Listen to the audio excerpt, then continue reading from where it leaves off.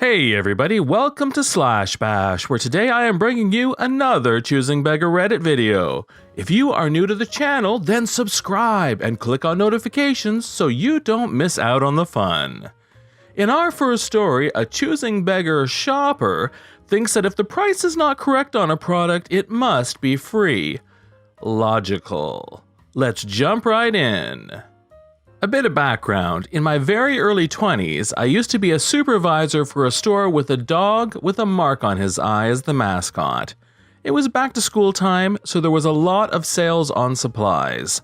It's worse than Black Friday, if you can believe that. Our store's policy was very accommodating for wrong prices. Simply put, if you say the price is different than what it rings up for, we will change it for you, no questions asked. Within reason, of course.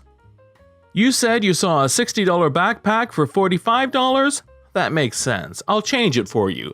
But you saw this $400 vacuum for $90? I have to check that for you. We would take the customer's word on it. Now the story. During the sale week, the Choosing Beggar comes up to the register, asking one of the cashiers to speak with a manager. They call me over since I was a front of store supervisor, and I'm the next best thing to a manager. I'll paraphrase the conversation since it's been a few years, but I remembered a good amount. Went like this. Hello, I'm OP. Do you need help with something? Are you the manager? I asked for a manager. I had a baby face, so I can totally see why she asked that. Me with my customer service smile.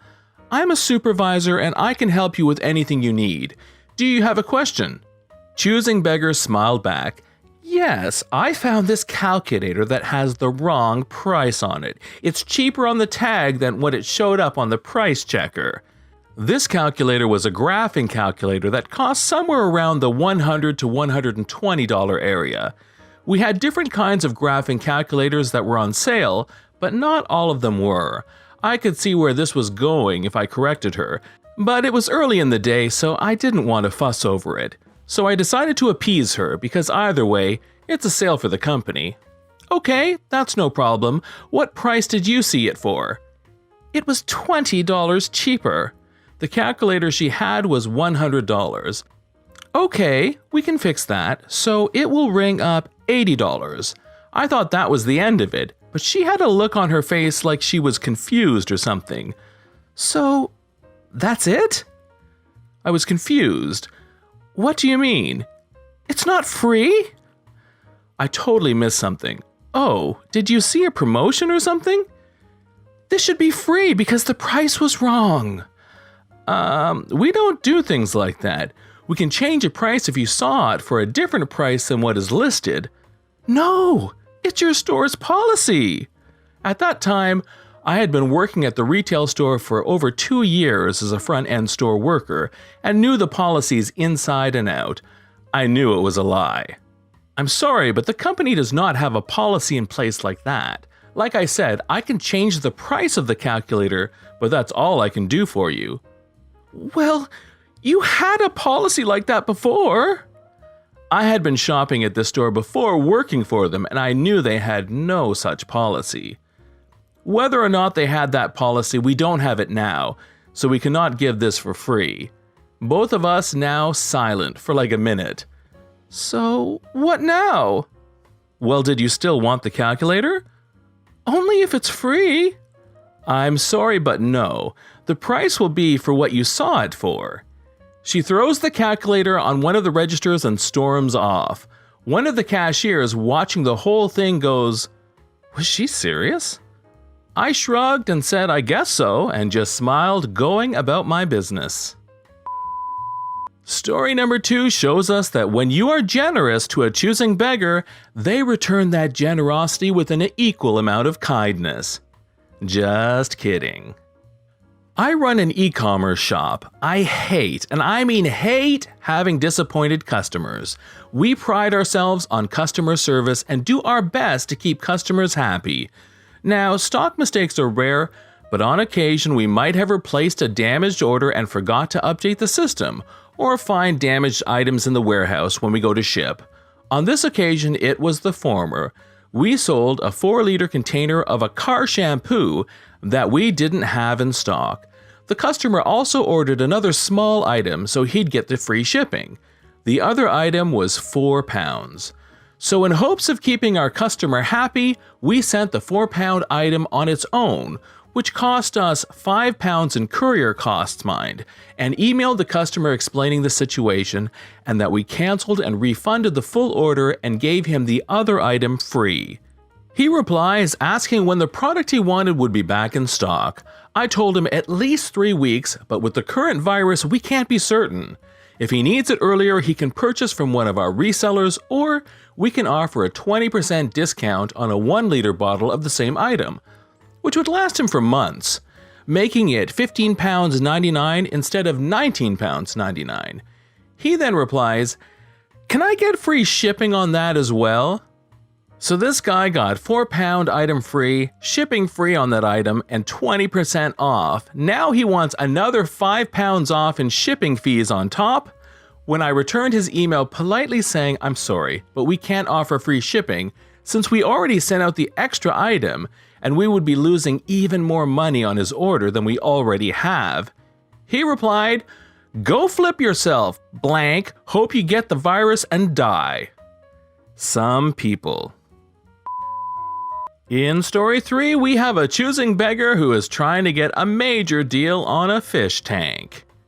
Hey everyone, hope you're all doing well. I have a pretty funny story for you all. This took place back a couple years ago, so it'll be paraphrased, so I hope you all enjoy. A couple years back, I used to work at a pet shop as a volunteer. I loved it, but was temporary, and the staff loved me. I was stocking the shelves by the aquarium area, minding my own business, as an older fella comes up to me and the conversation goes something like this. You know the drill, me and choosing beggar. "Excuse me?" I look up. "Yes, sir?" "I'm looking for a fish tank. Can you help me look for one?" "Certainly, sir. Come this way." Now, I don't know if he just arrived or is new, but I showed him where the fish tanks are, which was 2 aisles away from where I was working. "There you go, sir."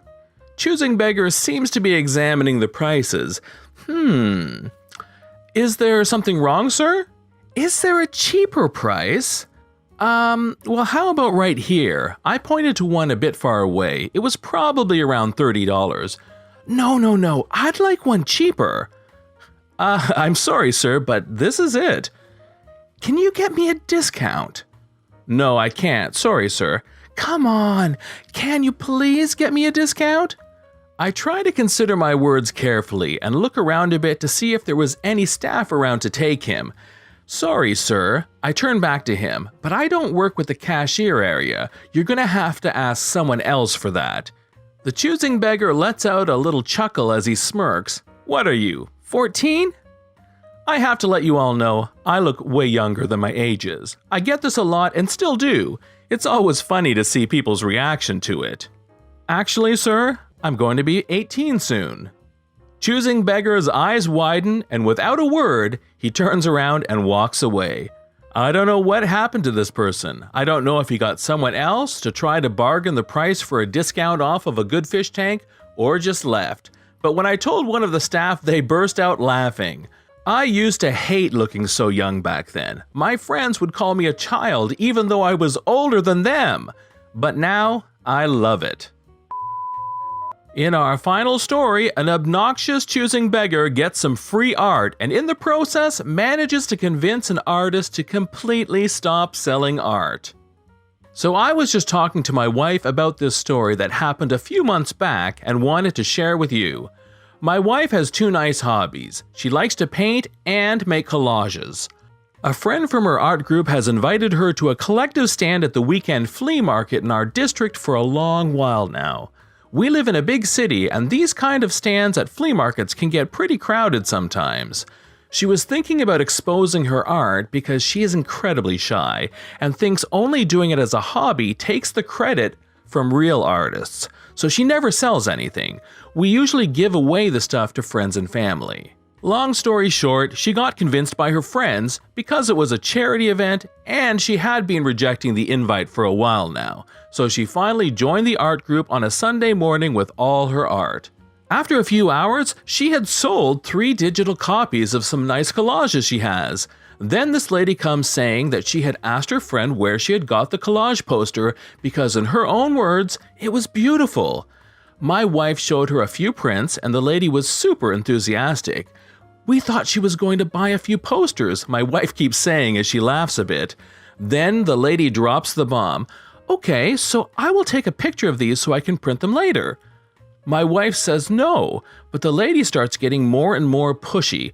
"What do you mean I can't have a picture? It's just a picture."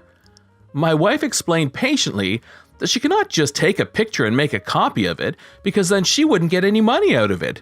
The lady was furious, asking why she can't have a picture if she is not going to profit from it. Finally, my wife gave her one large €25 print. My wife's words were, "I just wanted her to go away. She was making a big fuss about it and people were looking our way. I was so ashamed." She now says she will never sell anything again. Flip that lady. This has been John from Slash Bash. Thanks for watching. If you've enjoyed this video and want to see more of them, then please hit that subscribe button. We'd love for you to drop a like, share it with your friends, and we will see you in the next one.